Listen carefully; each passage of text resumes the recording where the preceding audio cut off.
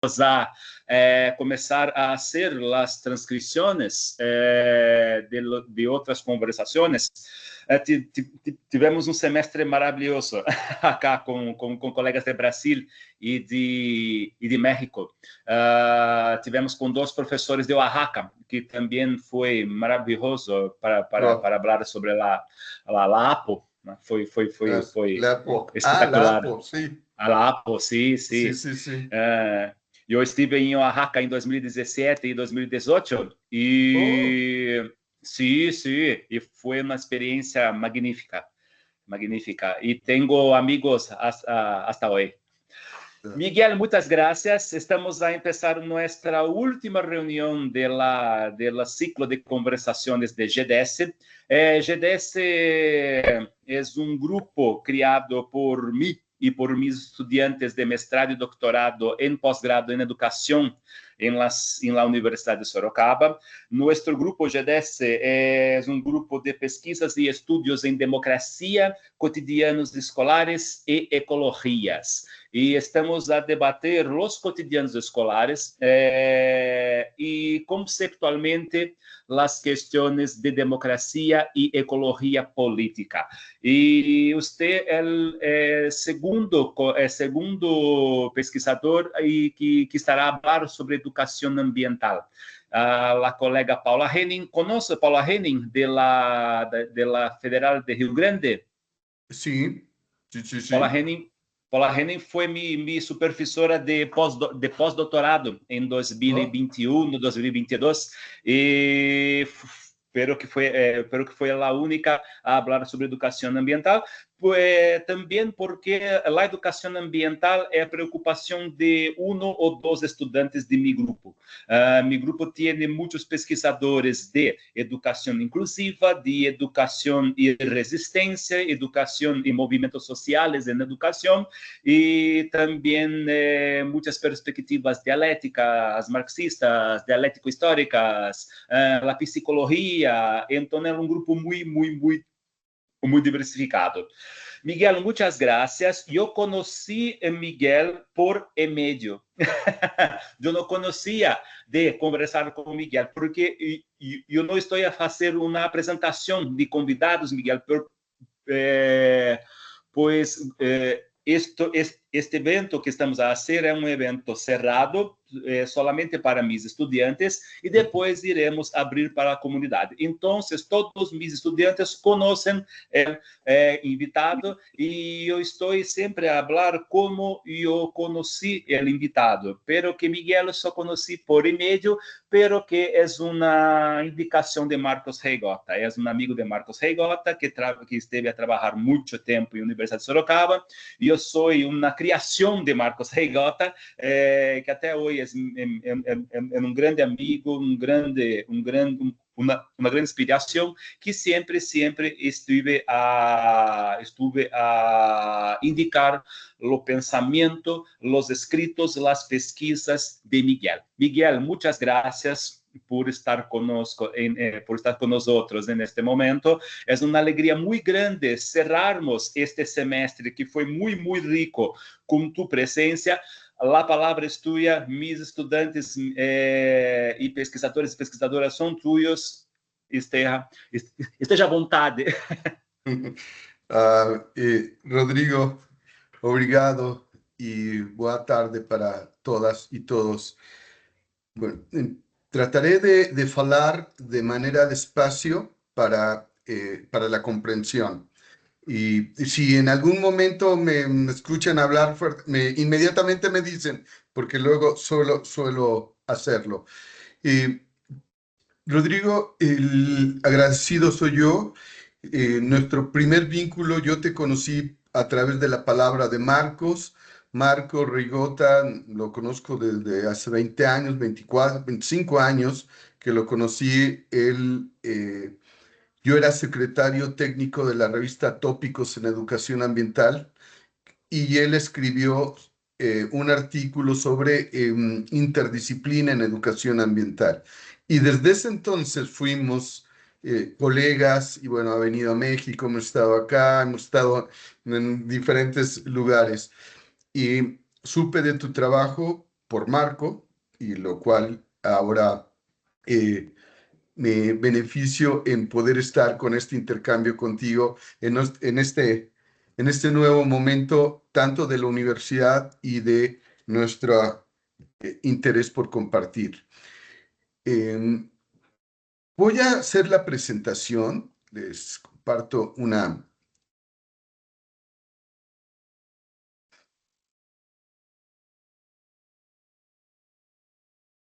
Lo que hice fue traducir las láminas para que tuviera un mayor nivel de comprensión.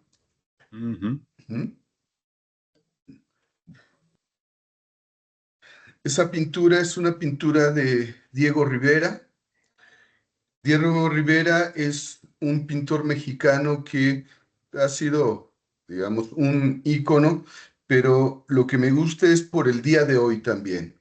5 de junio, donde estamos celebrando el Día Mundial del Medio Ambiente, ahora diré algo al respecto, pero lo que me gusta es que la madre tiene un color oscuro, como lo tenemos la gran mayoría de los mexicanos, y nos da una identidad del pueblo indígena que somos. Entonces, titulé la presentación Educación y Formación Ambiental, claros oscuros de un proceso. Y me he dedicado desde hace un par de décadas a las cuestiones de la formación de educadoras y educadores ambientales, que ha sido una línea de investigación y de trabajo que he desarrollado dentro de una universidad pública en la cual tratamos de generar un proceso que les permita a las personas contar con habilidades teóricas, prácticas y sensitivas para enfrentar este gran reto. Haré un primer elemento. ¿Dónde surge la formación de educadores ambientales? ¿Cómo surge? Porque luego con demasiada frecuencia hablamos de determinados conceptos, pero pocas veces nos hemos detenido a analizar cómo surgen esos conceptos. Vean, el concepto de formación surge dentro del campo de la educación ambiental y nace como una respuesta a una urgencia para enfrentar la crisis. No nace como un desarrollo epistemológico, ¿sí? O sea, no nace de la discusión, del análisis, de la creación de un concepto para las cuestiones ambientales. Nace de una urgencia. Ha habido varios análisis para esto de la crisis ambiental y ustedes lo han visto, quienes han estado inmersos en este campo, desde los más pesimistas hasta los más optimistas. Los más pesimistas dicen, hemos llegado a un punto en el cual hoy las cuestiones ambientales nos han sobrepasado.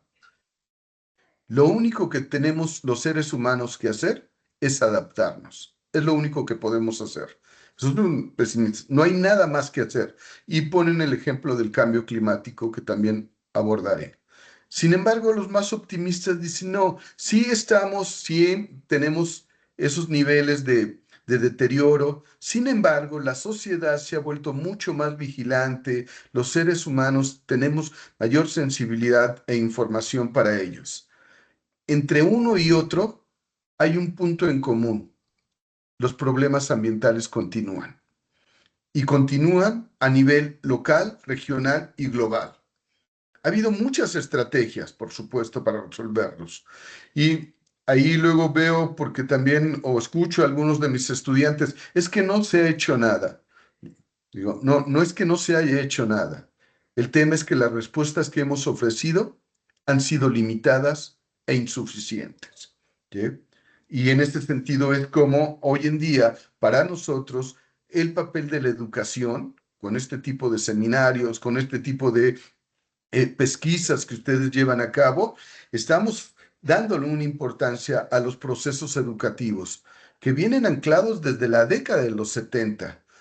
Para las cuestiones ambientales, de manera particular para la educación ambiental, se dice que desde 1949, Pitts, en Inglaterra había señalado el concepto de environmental education.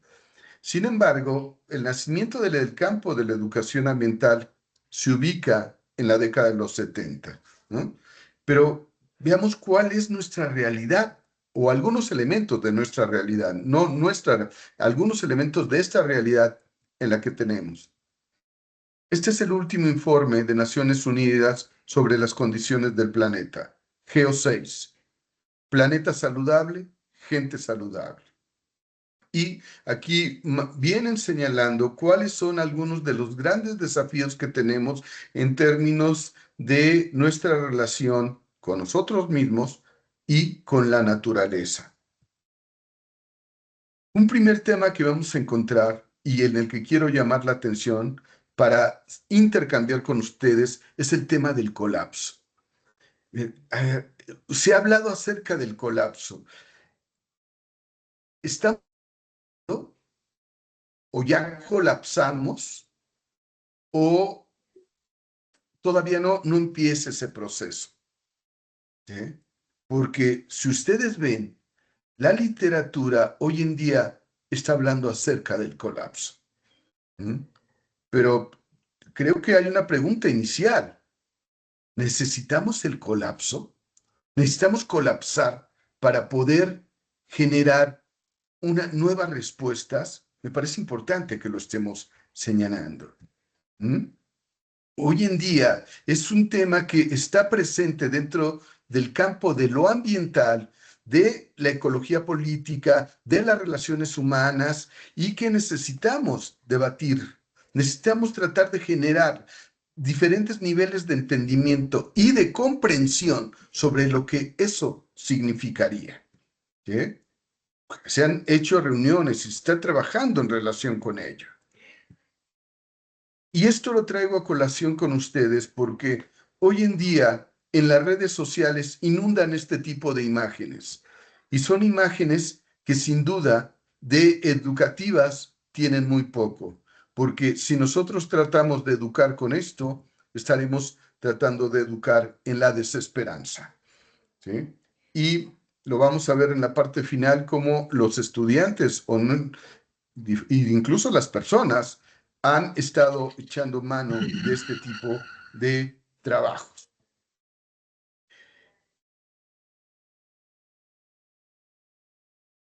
Venía la pregunta, porque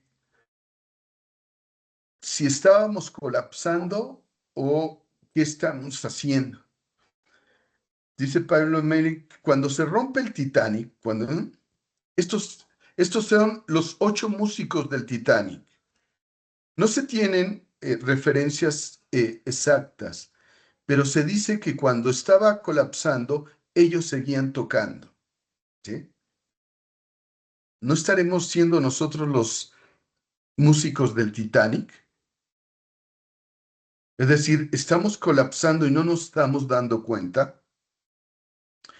Solo recuperaron 6 cuerpos de los 8 y uno de ellos fue el violinista y el violinista tenía amarrado en su cuerpo su violín. Eso está en el Museo del Titanic en Irlanda. Entonces, eso sí pasó. Por eso preguntémonos, ¿necesitamos colapsar? ¿O estamos colapsando y estamos siendo, o nosotros seremos los músicos? Me parece una pregunta lícita para nosotros. Esta la recuerdan ustedes, es la famosa copa de champán que sale en la década de los 90 y lo que hicieron es tratar de preguntarse dónde estaban todos los recursos del planeta. Hicieron una división en quintiles, el 20% más rico contra el 20% más pobre. Y ahí vemos cómo el 20% más rico consume el 82.7% de todos los recursos. Los mejores cereales, la carne roja, los financiamientos, todo se iba al norte. Y vean el 20% más pobre cuánto tenía, el 1.4%. Hoy se dice que esa copa de champán se ha ampliado en la parte superior y se ha reducido en la base. Y sí, cuando nosotros analizamos ya en esta década, vean cómo ha estado o cómo es la copa de champán en nuestros días. ¿Okay? Esto tiene que ver con los diferentes temas que trabajamos y que ustedes trabajan en la universidad, ¿sí? Porque tiene que ver con los seres humanos, ¿sí? El problema básico no es la pobreza, sino la mala distribución de ella. Y yo creo que ahí es fundamental que nosotros lo traigamos a colación y lo analicemos. Algunas de las miradas de los procesos de profesionalización de los educadores ambientales. Educación y formación ambiental surgen en un programa internacional en 1974. Es decir, el concepto es constitutivo del campo educativo y tomamos como referencia teórica a Bourdieu, que es un campo de conocimientos y prácticas. La educación ambiental no es una disciplina, no es una ciencia, ni es una subciencia, es un campo de conocimientos y prácticas regulado por su hábito o caracterizado por su hábitus, por las personas que lo integramos y las regulaciones que tenemos de dicho campo. ¿Sí? Este también ha sido parte de la escuela, del sistema educativo y fuera de ella. Les traigo esta referencia. Vean cómo se concebía el concepto de formación.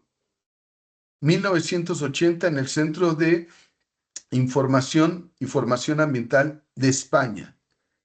Se decía, se usará en este texto el concepto de formación como sinónimo de capacitación o adiestramiento. Es algo distinto a lo que estamos haciendo. Nosotros no entramos a la universidad a que nos capaciten, a menos que estemos en un aspecto técnico. ¿Sí? Entramos a formarnos, a tener una diversidad en términos de diferentes referentes para nuestro aspecto cultural, identitario y de trabajo. ¿Okay? Pero vean cómo nace el concepto de formación. La formación como de contenidos, metodologías, trabajos específicos e investigaciones en el estado de los aspectos ambientales para el ámbito universitario. Es una primera referencia que nos dice, y ahí está la diferencia que quiero mostrar con ustedes. La diferencia es educación ambiental y formación ambiental. ¿Sí? Y vamos a ver, ¿qué es lo que trata la formación? Dotar al individuo de elementos teórico-prácticos para comprender, analizar y reorientar su trabajo docente profesional desde una perspectiva ambiental. Comentaba que surge el concepto de formación como una urgencia, pero también como una decisión política. Tenemos materiales sobre formación, tenemos materiales sobre la formación. Y es fundamental que lo podamos desarrollar desde el PENUMA, desde el programa de la UNESCO. Vean dónde ponen el énfasis se ponía el énfasis en la formación en décadas pasadas. Modificar comportamientos. Pareciera ser que la formación te iba que tú cambiaras una conducta. No, pues eso tampoco hacemos en la universidad, o eso tampoco pretendemos únicamente. Crear conciencia y sensibilizar. Y nos dimos cuenta que en sensibilizar es dar información. Y también nos hemos dado cuenta que teniendo información, no necesariamente la gente cambia. Hay personas que tienen muchísima información y siguen teniendo las mismas actitudes. Y el desarrollo de acciones concretas y prácticas, es decir, se van a los aspectos netamente técnicos, el hacer por hacer. Hagamos algo, hagamos algo, hagamos algo, pero sin que eso venga como resultado de una reflexión y un análisis sobre lo que vas a hacer. ¿Okay? Con Edgar González Gaudiano, que es una referencia en educación ambiental en mi país, analizamos el Programa Internacional de Educación Ambiental de la UNESCO y nos dimos cuenta que los aspectos que privilegiaba era el tema del comportamiento, el abordaje técnico y la solución a los problemas. Con educación no solucionamos problemas, ¿sí? Y ahí Freire ha sido cabal con ello y vital. ¿no? No se solucionan problemas. Entonces, vamos a un curso de educación ambiental para solucionar un problema. No, ni lo plantees así porque eso no ocurre. Pero ¿cuál es la diferencia entre educación y formación? Es una diferencia política. La UNESCO dice, yo me quedo con educación ambiental desde los niveles iniciales hasta el nivel medio pregrado. Y el Programa de Naciones Unidas para el Medio Ambiente, el PNUMA, se quedó con formación ambiental. ¿Y dónde lo dirigió? Netamente al ámbito universitario. Vean cómo una decisión de un concepto pasó por el terreno de la política y no del aspecto epistemológico, como les había señalado. Pero veamos el concepto. A ver, ¿nosotros formamos o damos forma a? A ver, ¿qué hacemos nosotros en la universidad? ¿Formamos al sujeto o le damos forma a? Un siguiente cuestionamiento. ¿Es posible formar un sujeto? Si fuera positiva la respuesta, ¿con qué elementos lo formamos?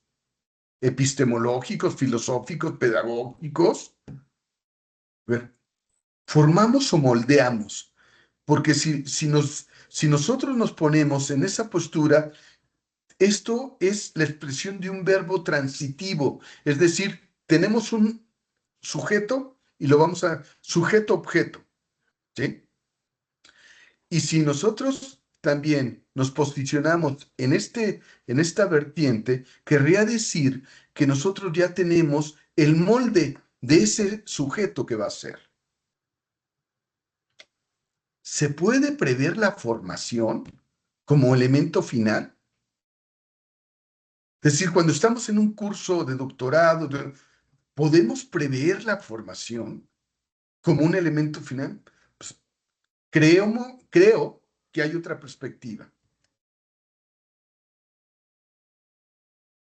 La formación no la podemos proveer ni podemos controlarla de una forma certera, ¿no?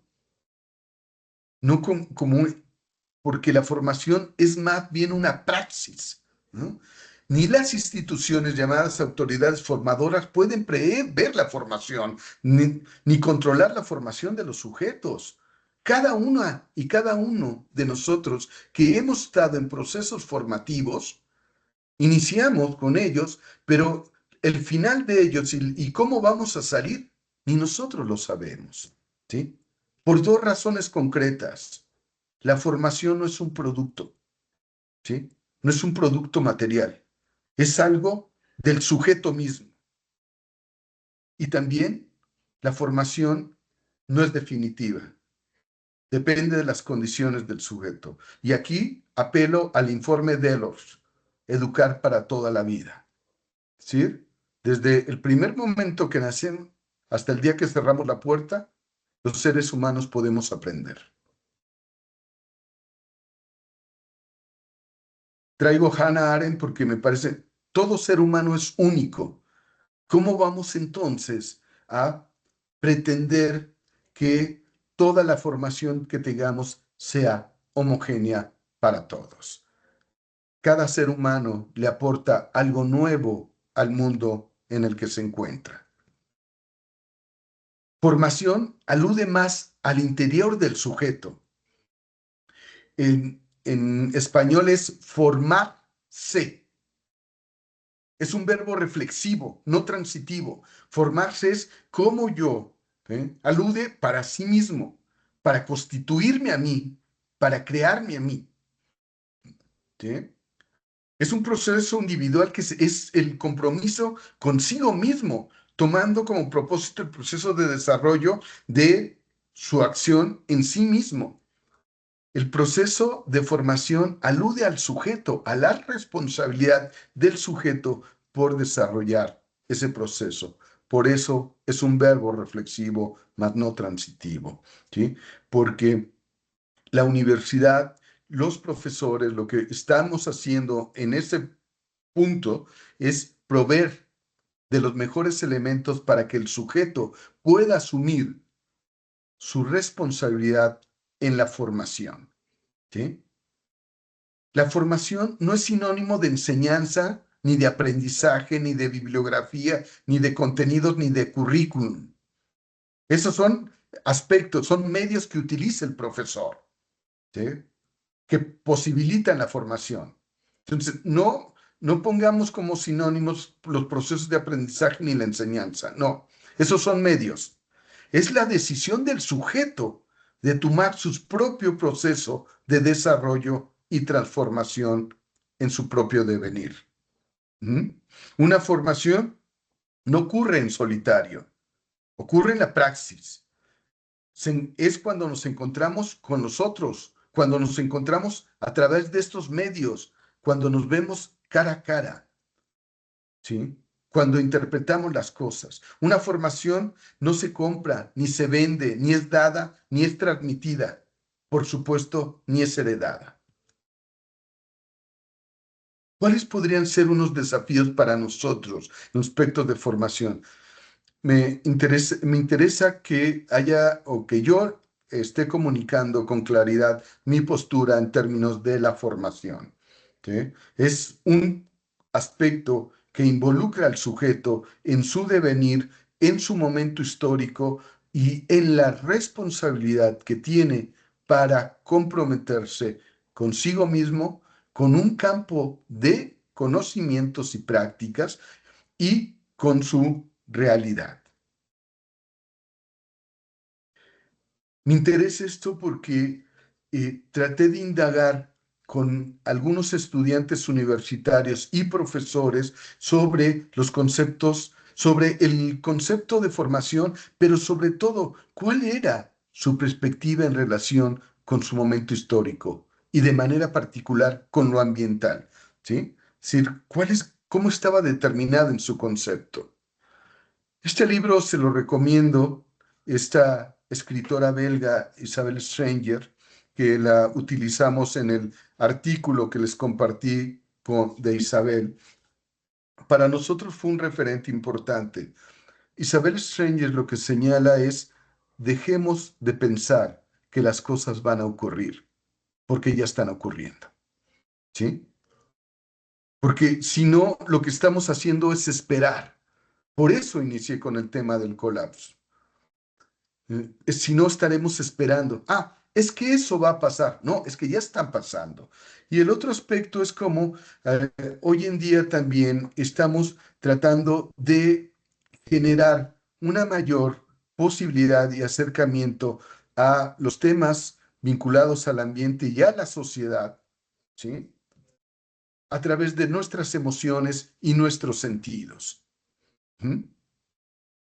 Esas emociones y esos sentidos, por supuesto, que es algo para nosotros esencial. ¿Mm? Dice González Cimeira, hoy las respuestas que demos a los problemas deben ser respuestas emocionales. Debemos dar una respuesta emocional, porque a lo largo del tiempo lo que tratamos de dar fueron respuestas a nivel cognitivo, que el sujeto supiera más, que tuviera mayores referencias, pero lo vemos con el tema del cambio climático. Sabemos de la complejidad y sabemos del peligro y de los desafíos que esto nos lleva, y hay personas que siguen pensando que eso no está ocurriendo, ¿sí? Si tú tienes una respuesta emocional, tenemos mayores posibilidades de que el sujeto pueda responder. Emocional, ¿qué es una emoción? La alegría, la tristeza, es una respuesta física y psicológica inmediatas a un estímulo, acompañadas con alteraciones fisiológicas, con aumento de la frecuencia cardíaca. ¿Qué son los sentimientos? Son interpretaciones conscientes de una emoción, más sustentadas en el tiempo y que acompañan a la reflexión. Entonces, será importante para nosotros, y por eso lo pongo como un desafío, tratar de generar respuestas de emocionales y con un mayor sentimiento en los sujetos. Pero surge una pregunta obligada. ¿Cómo hacemos eso en los procesos formativos dentro de los espacios universitarios? Lo traigo a colación porque a los profesores universitarios les preguntamos ciertos elementos para tratar de indagar qué era lo que estaban pensando sobre las cuestiones ambientales. Ante la pregunta, ¿cuál es el principal problema ambiental que observas? Nos dijeron problemas tan simples como la falta de agua, la basura, ¿no? La polución, que te preguntas, oye, es un profesor universitario que está formando a los estudiantes en términos de un campo de conocimientos. Y sus respuestas fueron poco elaboradas y también poco críticas. Cuando les pregunto, ¿cómo crees que tu curso aporta para tratar de prevenir o tratar de trabajar sobre las cuestiones ambientales? El 70% no sabía cómo hacerlo, lo cual me parece que hay que analizar con mayor profundidad. O sea, que un profesor universitario, su campo de conocimiento no esté claro cómo puede aportar, me parece que es necesario revisar. El siguiente aspecto tenía que ver o tiene que ver con esta respuesta de la que he hecho referencia. ¿Qué emoción te despierta hablar de problemas ambientales? El 92% nos dijo tristeza, enojo y esto me molesta. Sin embargo, cuando les decimos, ¿estarías dispuesto a participar en cuestiones ambientales? En su gran mayoría nos dicen sí, pero no sé cómo hacerlo. Estos dos trabajos son dos libros que escribí sobre las cuestiones de educación ambiental en mi universidad para la formación de educadoras y educadores ambientales que les compartiré posteriormente. Pero vean a los estudiantes universitarios. Cuando habla de problemas ambientales, coincide con la respuesta de los profesores. Esta es mucho más alta. Tristeza, aborrecimiento y pesimismo. ¿Cómo te vinculas a las cuestiones ambientales? No me vinculo. ¿Te gustaría trabajar a ellos igual? ¿Les gustaría llevarlo a cabo? Entonces, compartiendo estos datos con mi colega Pablo Meira de la Universidad de Santiago de Compostela, me decía, Miguel Ángel, encontramos lo mismo nosotros con los estudiantes españoles. Vean cómo la segunda categoría es tristeza. La primera es asustado y la segunda es tristeza. Es decir, estamos compartiendo los mismos datos o los mismos porcentajes en términos de cómo se está sintiendo nuestros estudiantes en relación con las cuestiones ambientales, que puede ser lo del cambio climático, pero también puede ser con los movimientos sociales, que puede ser con la ecología política. ¿Okay? Esta nube de palabras, vean cómo nos dijeron contaminación. Nos dio gusto que empezaran a plantearse ya cambio climático, calentamiento global, como algunos de los problemas.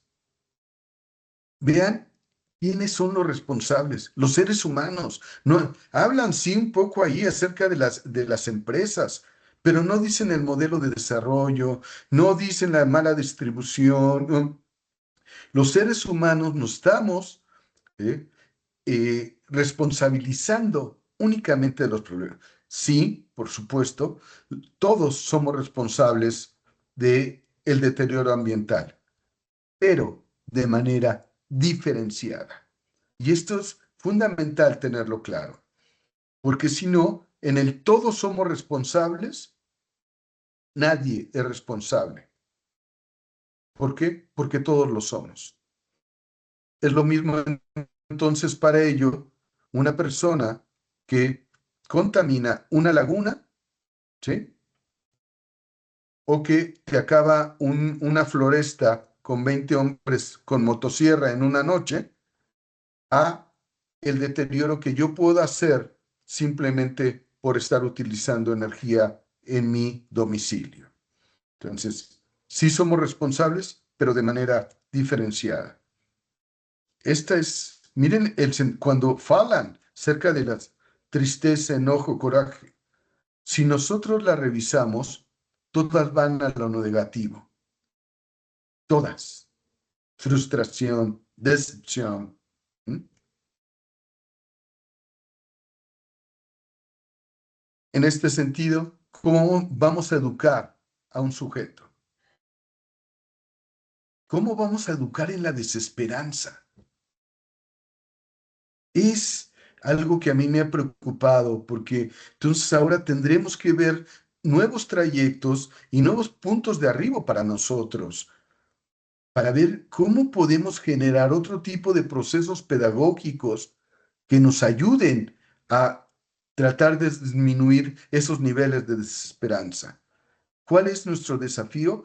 Nuestro desafío es que el sujeto sepa más, sí, construir otros caminos, pero ahí me encantó el epígrafe del Congreso de Educación Ambiental, el Congreso Iberoamericano de Joinville, de ustedes, donde decía, no solamente hay que construir nuevos caminos, también hay que construir nuevas formas de caminar. ¿Sí? Hay que definir nuevamente. ¿Para qué? En la formación profesional. Y este que lo escribe nuestra querida Michelle Sato, que lamentablemente ya no está con nosotros, pero que a mí lo comparto con mis estudiantes porque la pregunta me parece fundamental para todo este tipo de respuestas emocionales. Si el mundo se va a acabar, para qué nosotros reaccionamos? Y la pregunta, más que ser un cuestionamiento pesimista, es un cuestionamiento que nos puede movilizar en relación con ello. ¿Mm? Estamos preguntando si este es el momento histórico propicio. En este momento adverso es un momento histórico propicio. Rotundamente sí. ¿Para qué? Para la formación profesional de estudiantes. No solamente formación profesional, no solamente en las aulas universitarias, no, también en los barrios, también en los aspectos comunitarios. Ahí. ¿Por qué? Porque es el objetivo medular de nuestras universidades. Me da gusto compartir con la Universidad de Sorocaba, con ustedes, que sea una universidad comunitaria, ¿sí? Acá en México nosotros recibimos a los estudiantes que fueron rechazados de las diferentes instituciones. Imagínense cómo llegan con nosotros. Pero con ellos trabajamos y les mostramos que existe otro camino para su formación profesional en el que pueden ellos trabajar y, por supuesto, salir con un perfil que les permita participar activamente en la sociedad, generar otros caminos, pero sobre todo otros ritmos, ¿sí? Ahí me parece que, y escríbanlo por ahí, el concepto del tiempo, ¿sí? El tiempo es hoy en día fundamental. El tiempo es, porque nos hemos preguntado, todavía no queremos tiempo? ¿Hay tiempo? La pregunta es, ¿tiempo para qué? Definamos para qué queremos el tiempo. ¿Sí? Para enfrentar los desafíos sociales y ambientales que tenemos como instituciones públicas. Por eso me enorgullece a mí trabajar en una universidad pública, porque yo me formé ahí. Yo vengo de un barrio, ¿sí? Y ahí fue formado, ¿no? Con un elemento crítico, social, científico y humanista. Me encantan los dos epígrafes de las universidades donde trabajo.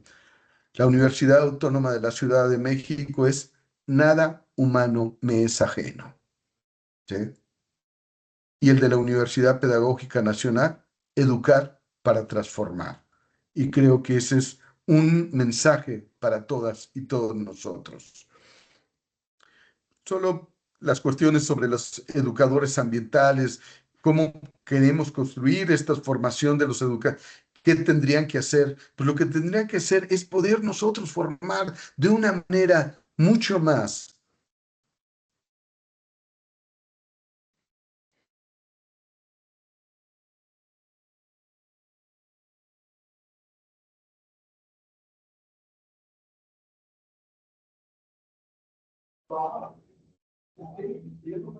Ele avisou que ele poderia cair, tá, gente? Então eu acho que ele caiu, ele já volta já, que ele tá com dois computadores ali, eles pra gente. Olha lá.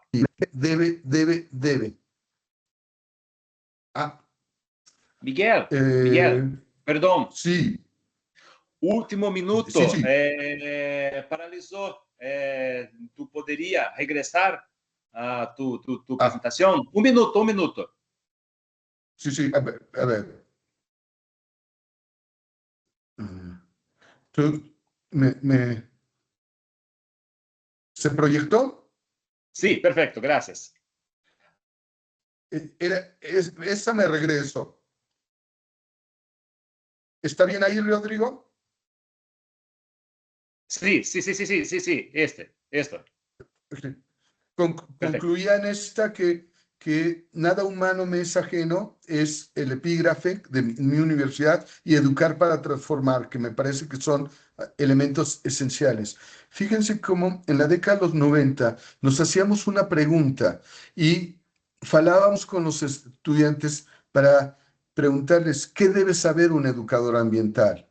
Y nos respondían economía, filosofía, ciencia política, debe saber sociología, debe ser empático, debe tener aspectos de comunicación, o sea, todo lo que nos decían era cierto, pero esa persona no existe. ¿Mm? ¿Cuál era el problema? El problema era la pregunta misma. ¿Sí? Cometimos, digamos, nuestra pregunta estaba mal planteada. No es qué debe saber un educador ambiental, sino qué no debe ignorar un educador ambiental que va a trabajar en un área natural protegida, por ejemplo. ¿Qué no debe ignorar un educador ambiental que va a trabajar en la enseñanza, que va a trabajar en una fundación, que va a trabajar en una universidad? Es ahí donde tendríamos que estar centrando hoy en día nuestras formaciones para tratar de darle mayor impulso a su proceso formativo. No obstante, bueno, ¿en qué ha contribuido esto? Pues ha contribuido en que en esos grupos, con esos cursos de formación de educadores ambientales, llegan de varias disciplinas. Y la discusión que tiene el pedagogo con el economista y con el sociólogo, pero también con el filósofo, enriquece, ¿sí? Amplía. Hemos podido relacionar lo teórico con lo práctico. Hemos tratado de generar más allá de los aspectos de comportamiento, superando esta idea del generalista y el especialista.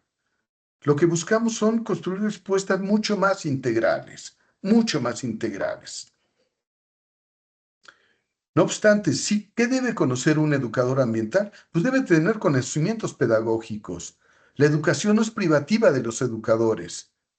El sociólogo, el arquitecto puede tener conocimientos pedagógicos, mostrar una capacidad de diálogo, mostrar su dimensión política, la dimensión política entendida en la parte freireana, es decir, su posicionamiento.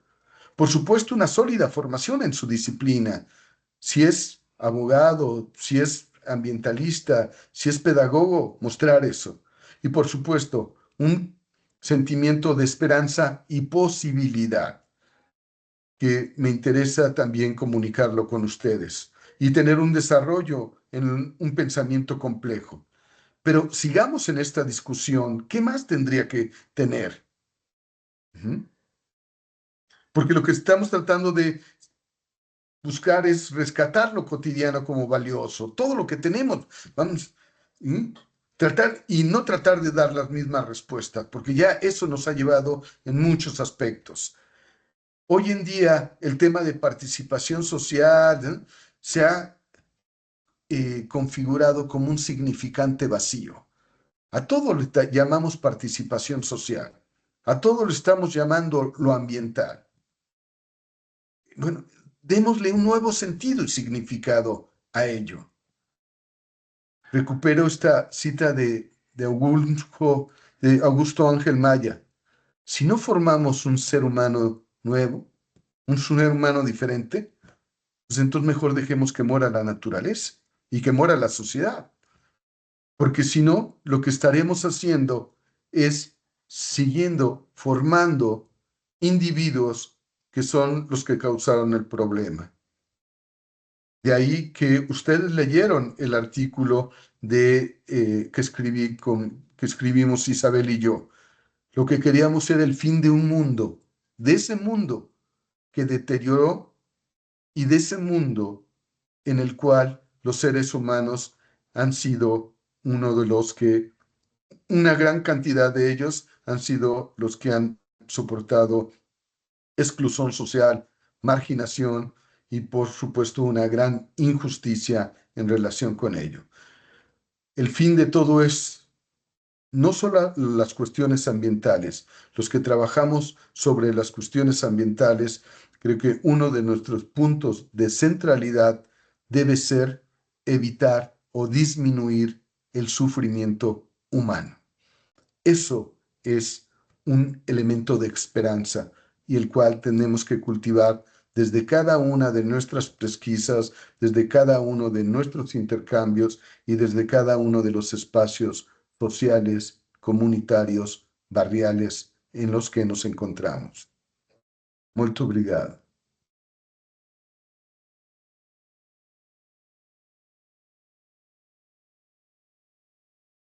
Miguel, muchas gracias, muchas gracias. O que estive a nos apresentar enriquece y fortalece nuestras reflexiones, nuestro pensamiento. Estoy en un movimiento de inserir las cuestiones ecológicas y ambientales en nuestro grupo en las preocupaciones de las pesquisas de mis estudiantes. No que las pesquisas, repito, son pesquisas específicas de educación ambiental, pero que tengo uno o dos interesados acá. Pero que las cuestiones ambientales también tienen que ser observadas, vistas y escritas por mis estudiantes, independiente de las cuestiones de sus pesquisas serem de inclusión, serem de políticas públicas o serem de otros intereses. Estudiantes.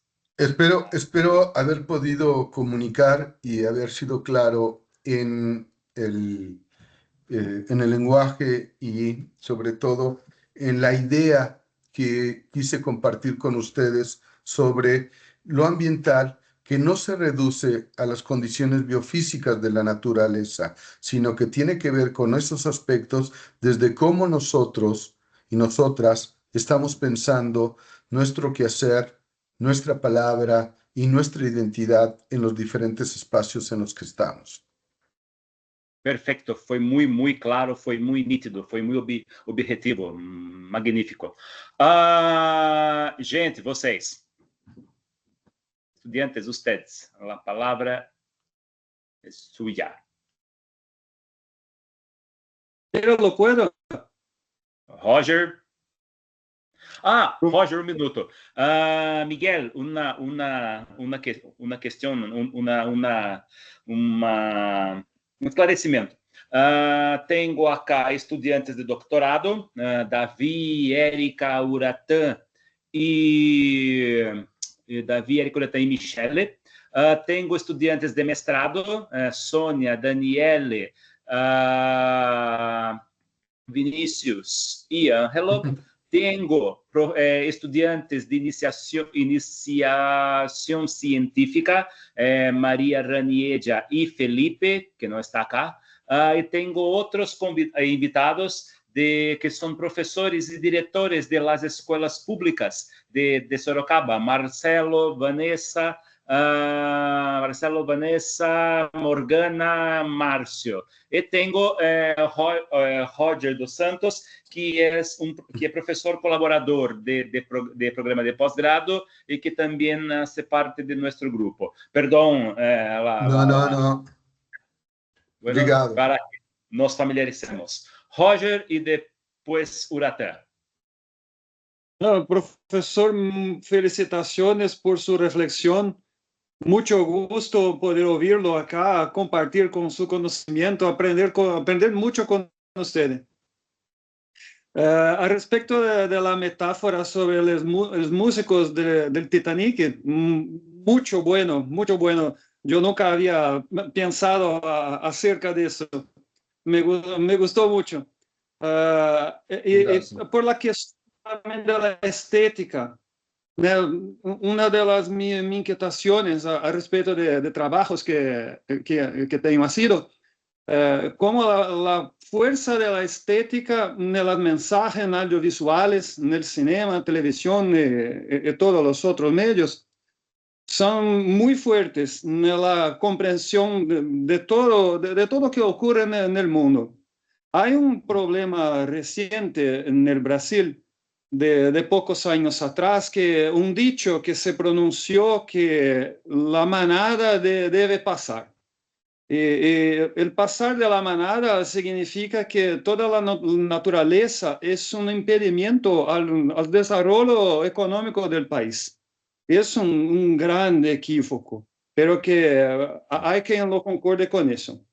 No, mi inquietación a partir de su reflexión, me gusta mucho pensar a partir de narrativas cinematográficas.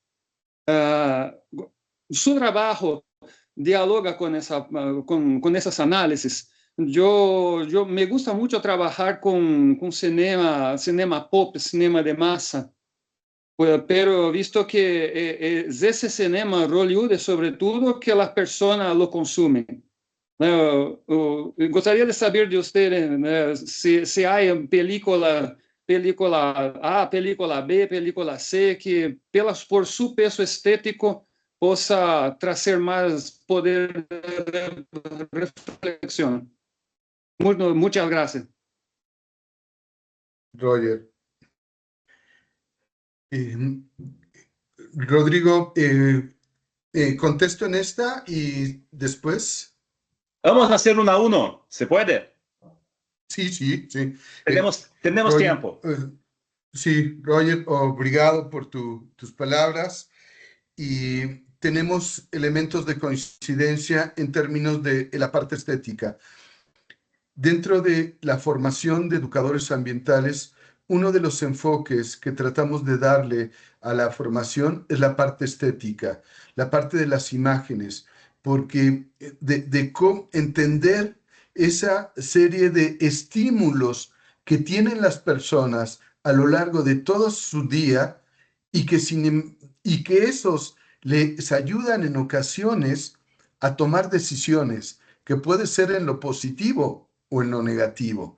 De ahí la importancia de la estética, de lo que tú estás señalando. Desde que tú te levantas hasta que te duermes, has visto 1500 marcas, 1500 marcas a lo largo de todo el día. Tomas el zumo tal, tienes la camisa tal, tienes el auto tal, el jabón tal, tienes el... ¿Qué pasa? ¿Por qué nosotros reaccionamos si llegamos al supermercado y compramos esta y no esta? Tiene que ver con las imágenes que nosotros hemos incorporado. Por eso es fundamental también la parte de la imagen. E hice referencia a cómo también esas imágenes que hoy circulan por las redes sociales nos están haciendo mucho daño en los procesos formativos. Una alumna me dijo: maestro, estoy muy preocupada por el tema del cambio climático.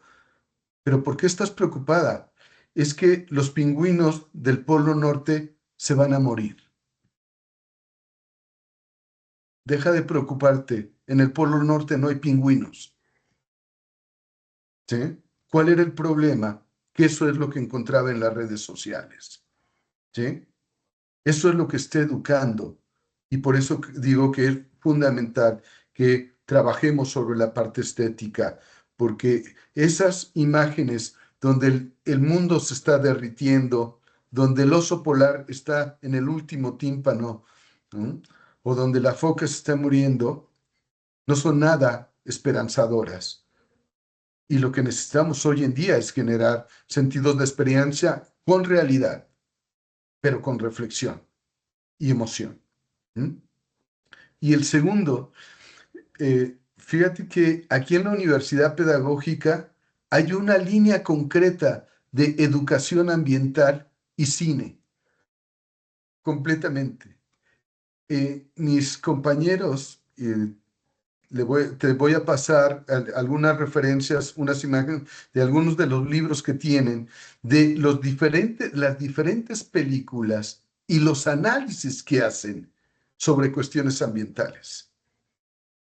El último que acaban de elaborar, y lo estaba buscando aquí en mi, ¿no?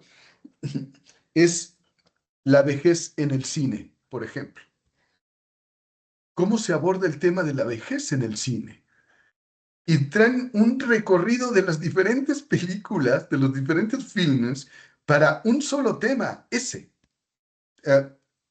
Ya te anoté acá, te voy a pasar algunas referencias para que las intercambiamos, porque es una línea de investigación fuerte que ha sido también producto de estos intercambios con otro tipo de profesores que abordan lo educativo y lo ambiental desde diferentes medios. Muchas gracias, lo quiero. Gracias, Roger. La primera actividad de nuestro retorno en segundo semestre será Sí. hablarmos y platicarmos sobre sueños de Kurosawa. Los sueños de Kurosawa, sí, sí, sí. Muy bien. Uratã.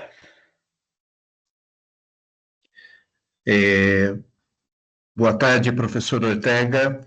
Boa tarde. Muito grato por ouvi-lo e poder discutir algumas questões que afligem a todos, particularmente os povos da América Latina. Embora sejamos descendentes de portugueses, dos povos originários e dos africanos que vieram para o Brasil, encontramos identidade também com os povos da América Espanhola. E, portanto, a discussão que travamos aqui, com dimensões diversas, nos é muito importante e ouvi-lo é uma oportunidade única e muito importante. Eu, na minha pesquisa, trabalho com a administração pública e a educação. E o tema ambiental, ele é englobante. Quando pensamos em meio ambiente, em condições ambientais degradadas, precisamos pensar nas condições humanas que interagem com esse meio ambiente degradado e que, na minha perspectiva teórica, é intencionalmente degradado pelo capitalismo neoliberal. Por conta dessa intencionalidade do capitalismo neoliberal, que busca o lucro e não o bem-estar humano, nós vivemos certas condições políticas. Especificamente, estou pensando na democracia liberal, que é uma forma de organização política muito defendida desde o século XVIII até os dias de hoje. E essa democracia liberal, ela com os contornos neoliberais, cria uma legislação supostamente democrática que, no entanto, é elaborada pelas elites e nos impede uma ação ambiental efetivamente transformadora. A minha pergunta é, nesse contexto, como podemos defender a formação ambiental, a educação ambiental, a luta ambiental, numa democracia que é contrária a isso, devido à sua origem capitalista neoliberal? Como? Se todos defendem a democracia e, no fundo, ela nos é contrária nessas lutas radicais, nessa defesa radical da vida, como fazer? Que esperança ou que orientação o senhor poderia nos dar? Obrigado. Obrigado, Urata, por tu cuestionamiento. Me parece que es una pesquisa importante, central, la que desarrollas, porque viene esa incongruencia que has señalado. ¿Cómo desarrollar un proceso de formación emancipadora en búsqueda de la transformación dentro de un escenario que no favorece para poder desarrollarla o para poder llevar un trabajo de esa naturaleza?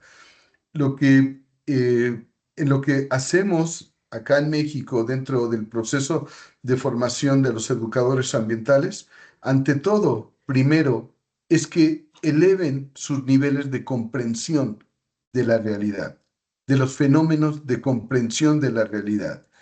Porque lo que hemos hecho, los sistemas educativos y el sistema político, lo que nos ha orillado es a dar respuestas inmediatas. Dar respuestas. Y esas respuestas, por lo tanto, lo señalé al inicio, son insuficientes o han sido insuficientes.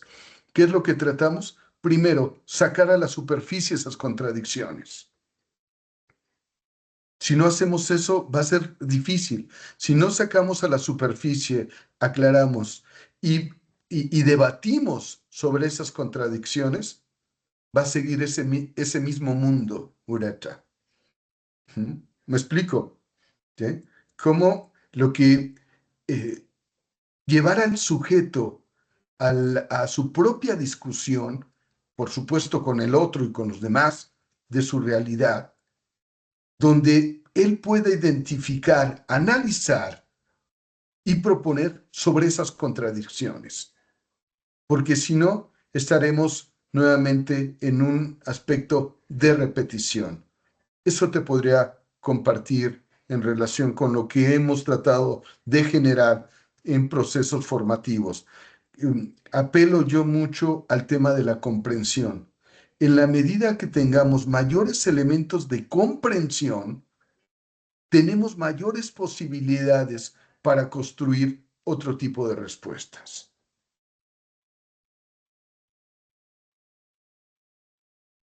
Obrigado, Uratã. A questão de Uratã é muito provocativa, Miguel. Pues nosotros estamos a estudiar las perspectivas de democracias radicales en algunos pensadores, como Marx, cuando está a hablar la Comuna de París, Paulo Freire, quando também está a falar de democracia radical para além de Estado e capital. E também estou a estimular meus estudantes a ler alguns pesquisadores como Tony Negri, que também estão a falar sobre as assembleias, sobre democracias radicais, como perspectiva de educação ambiental, uma educação ambiental radical, de transformações radicais. Então, algumas perguntas são en ese sentido. No, muy bien. Por eso cuando falo de generar los procesos de comprensión es ponerte en una postura distinta a la que se ha tenido. Y ahí la radicalidad, por supuesto, tiene un espacio para ello, porque estos los podemos hacer, incluso este tipo de aspectos, muchos de ellos se llevan fuera de los espacios escolares. Bueno, Davi.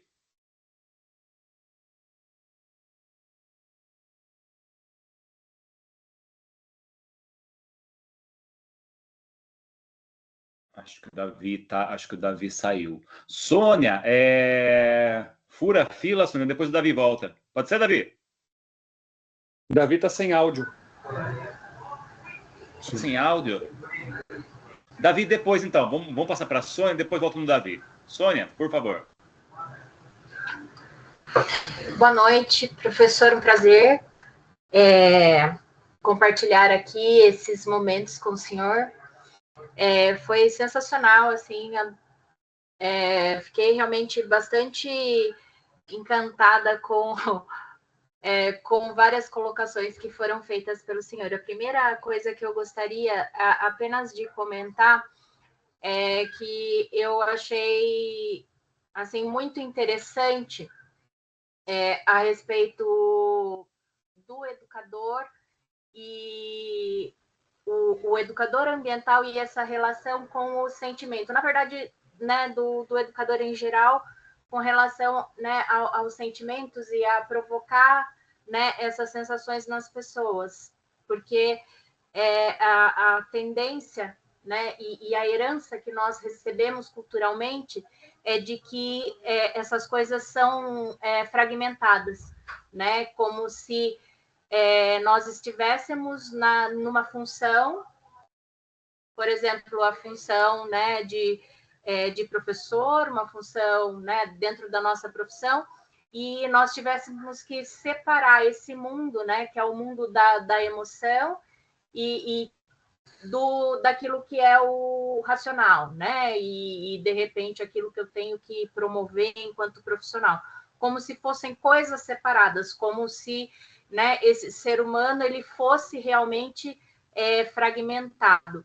E, obviamente, é uma maneira, né, de desumanizar todos esses processos, né? A partir do momento que eu tiro o sentimento, eu não reconheço o meu próprio sentimento, eu também não posso reconhecer o sentimento do outro, né?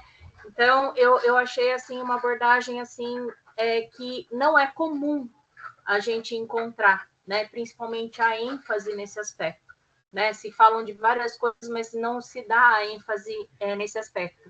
Mas a pergunta, e eu só gostaria de comentar, se o senhor quiser explicar mais alguma coisa ou trazer mais alguma contribuição, para nós vai ser excelente. Mas era só um comentário, né, a respeito do que eu vi, né, na sua explanação.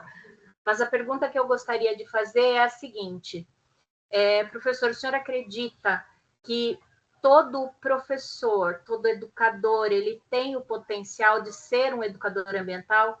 Porque eu acredito que todo educador é um educador ambiental.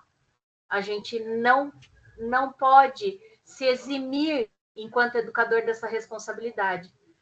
Então, você acredita que isso deve ser dessa forma ou realmente a gente tem que entender isso como uma especificidade desse campo e responsabilidade, né, daí dessa pessoa que se aprofunda na área da educação ambiental, ou se isso pode ser democratizado no sentido de que todos os educadores sejam também educadores ambientais. Obrigado, Sônia. La primera parte de tu comentario, sí, oí estas respuestas emocionales que debemos llevar a cabo, sobre todo en lo ambiental, es un desafío para construirlas y tratar de comunicarlas, desarrollarlas con los sujetos, porque en efecto, culturalmente se ha dado esa disociación. Hemos visto al sujeto como un sujeto que le tenemos que dar conocimiento, información y referencias. y dejamos de lado la parte emocional, la parte sentimental, es decir, la parte de la esencia del sujeto. Y hoy en día nos dimos cuenta que es necesario y imprescindible que esto tenga una conjunción.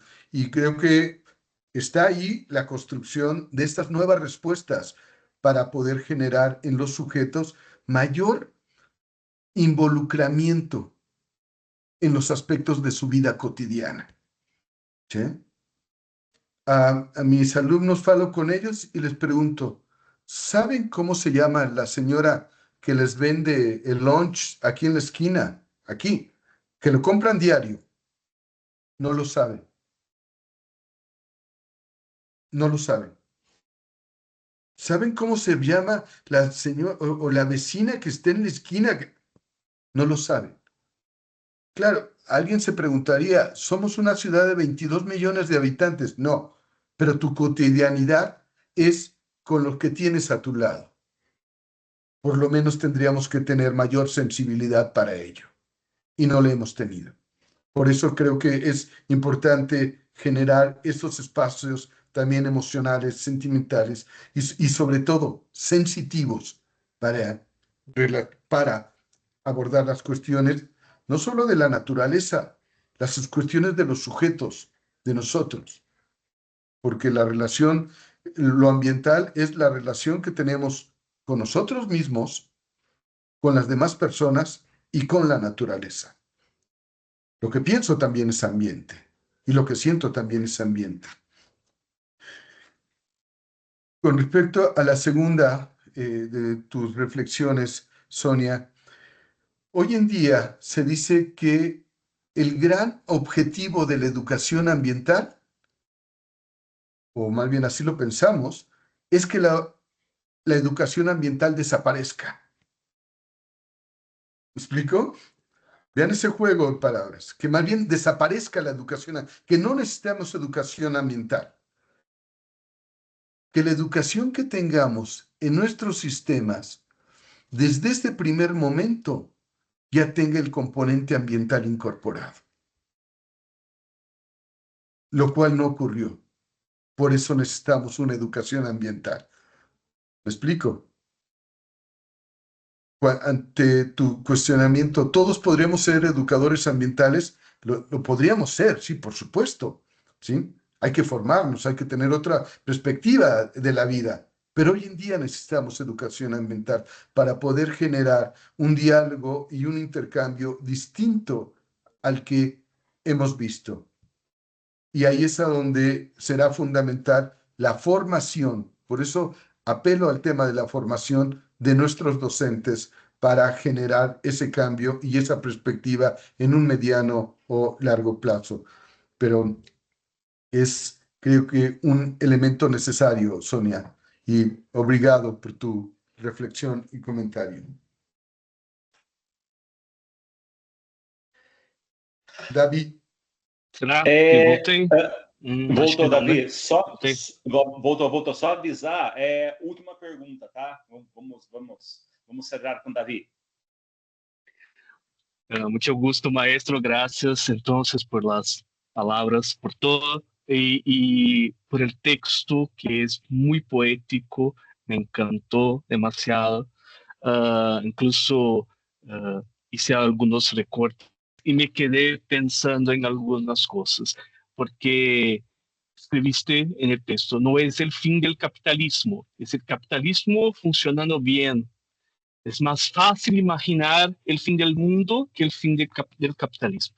Me quedé pensando una música de Raul Seixas, un cantante de Brasil, que hablaba más o menos así: el sol de la noche ahora está naciendo, algo está sucediendo, no sale en la radio ni está en los kioscos de los periódicos, algo así, que está hablando de algo bueno, pero porque me parece que cuando nos habla y cuando nos escribe, hay algo que pone cerca el pesimismo y la esperanza, que es un tema que me interesa muchísimo porque estoy estudiando y desarrollando una pesquisa con relación a la desobediencia en submisión como resistencia en los cotidianos escolares a los ataques del neoliberalismo y de todo eso que es una cosa de la muerte, de la necrofilia y de la cosa toda que viene junto con todo eso.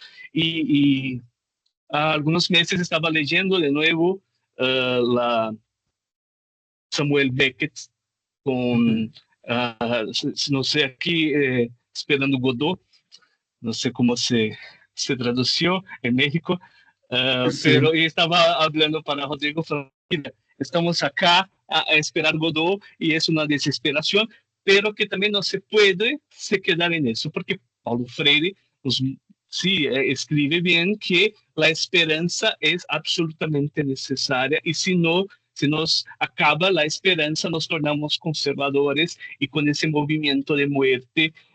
Y me quedé pensando en eso también, que Sonia he traído muy bien con relación a los ecologistas. Yo empecé a leer sobre la educación ambiental, sobre la ecología, con Rodrigo, por supuesto, años atrás, y con los textos de Marcos Regota, y me quedé pensando que tenemos y necesitamos ser cada vez más ecologistas, mismo los que no están estudiando esto específicamente, pero quería que hablase un poco de esa necesidad de esperanza, porque me parece que el capitalismo hace que no tengamos propositalmente esperanza, porque si sabemos que podemos, vamos a cambiar la cosa y es muy necesario que las personas insistan que no se puede cambiar nada, que es eso y simplemente eso, y cómo que se mueve esa cosa toda. Entonces se puede hablar, creo que es muy importante, que realmente es muy difícil mantener la esperanza en algunos momentos,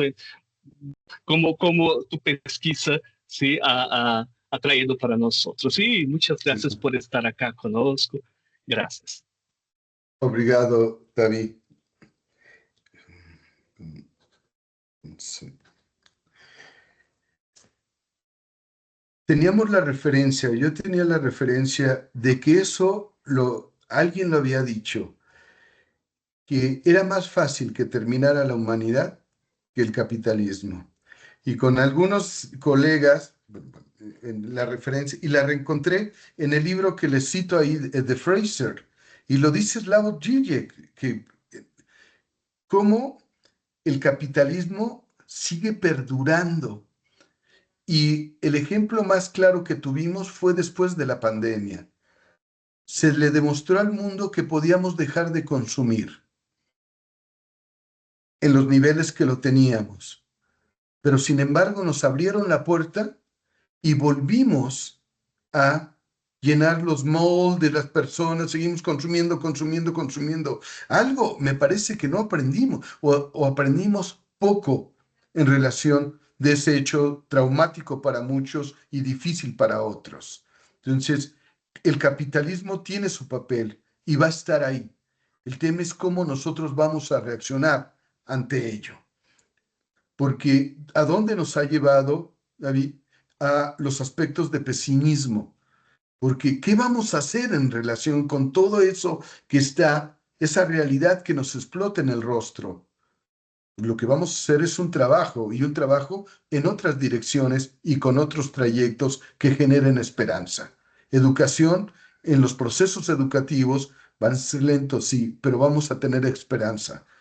Es un desafío para nosotros construir condiciones de posibilidad. Ese es condiciones de posibilidad para poderle mostrar a nuestros jóvenes que la realidad puede ser distinta y que disminuir sus niveles de pesimismo, frustración y enojo que ellos tienen en relación con las cuestiones ambientales. ¿Cómo lo vamos a hacer? Con un trabajo de acercamiento, con un trabajo sensitivo y con un trabajo de diálogo, intercambio y acompañamiento con ellos.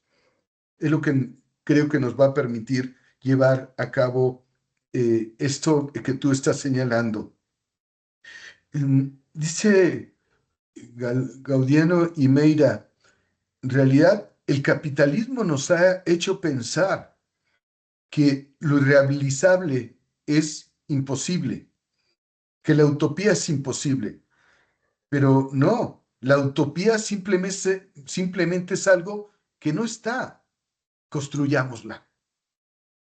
¿Me explico? ¿Sí? El capitalismo nos ha hecho pensar eso, pero no, la utopía no está ahí, no está en este momento. Construyámosla. Y creo que ese es el aspecto fundamental que dentro de los procesos educativos es a lo que le hemos apostado. Recordaba ahora a un escritor catalán, Punset, que habla acerca de los aspectos de la felicidad. Dice, la felicidad no existe como un continuo. La felicidad son momentos. ¿Cuál es nuestro reto como seres humanos? Prolongar esos momentos donde somos felices. Y la educación y la formación y los intercambios tienen muchos elementos que nos permiten ser felices. Sigamos trabajando en ello. Obrigado. Gracias, maestro. Miguel, muchas gracias. Muchas gracias. Y yo quería platicar un poco más. Creo que yo voy a pedir tu paciencia, pero que yo escribí en los últimos años 4 artigos sobre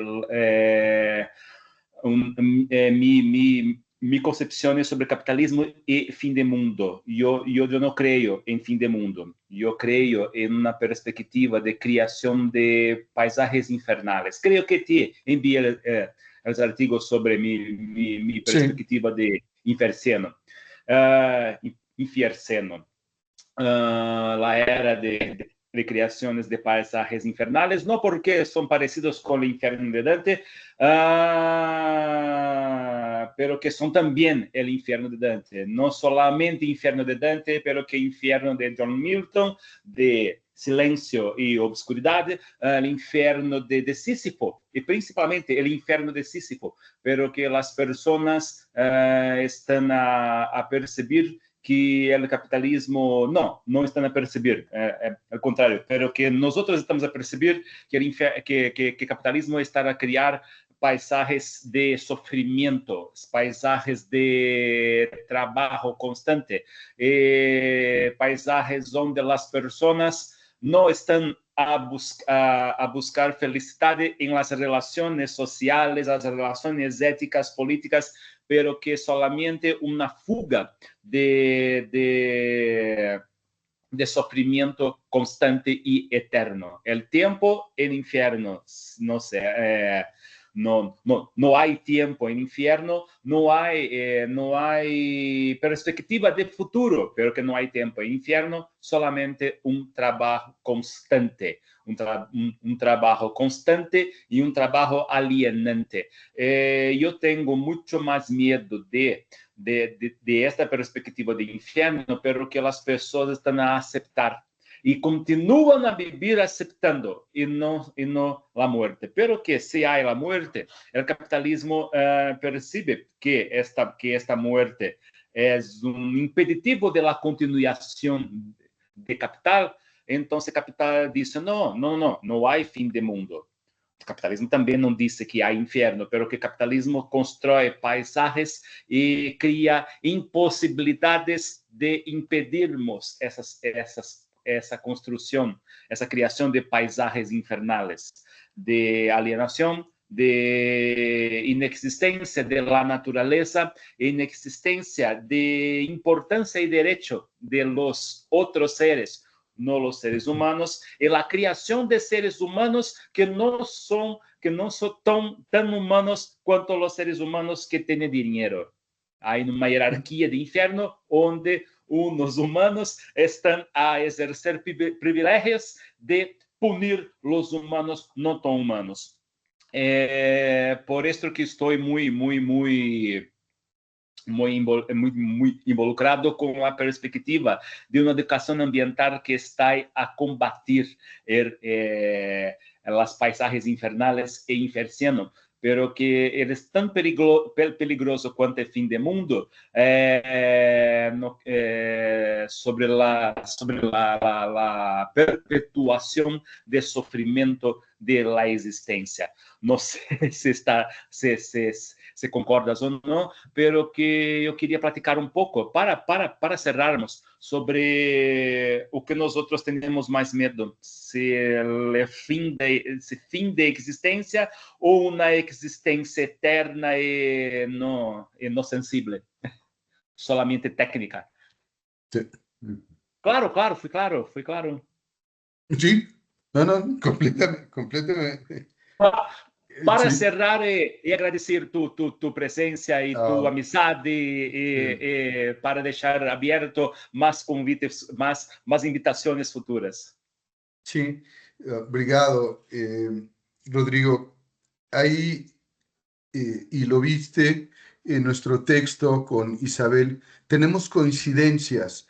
Hablamos, sí, de un fin de un mundo, pero hablamos más en términos metafóricos para que eso que se construyó, que se edificó, no vuelva, no lo volvemos a identificar. Nosotros no volvamos a ser parte de esa edificación.